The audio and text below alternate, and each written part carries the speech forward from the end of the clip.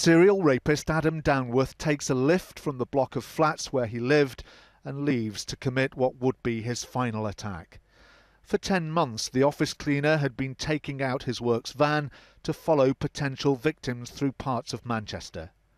Having identified them, he would park up, put on surgical gloves to mask his fingerprints and pursue his prey on foot. A Crown Court heard that he had taken sadistic pleasure in the suffering of his victims. His attacks, when obviously he had the opportunity to attack, they were verbal, hateful, threats to the victims, and then proceeded to violently beat them and subject them to horrific ordeals of sexual offences. The woman silhouetted against the windows had been out with friends. As Downworth attacked, she fought back and managed to escape before he ran away. Other women were not so lucky. One of the attacks took place here and was so ferocious that the victim was beaten unconscious and can remember little of what happened. It's thought that at one point she may have ended up partially in this reservoir. She was found later walking along a street half naked by a taxi driver who took her to safety. Downworth's victims were left with terrible physical and psychological scars. In a written statement, one told the court, "I find it hard to chew because my jaw was broken in so many places. If I walk anywhere on my own, I'm always looking over my shoulder.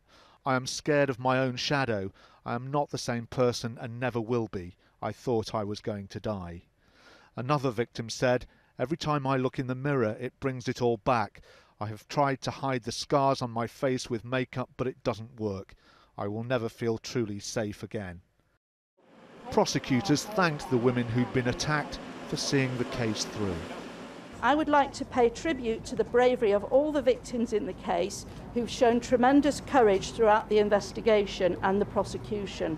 I hope that today's outcome will go some way towards helping them to move forward with their lives.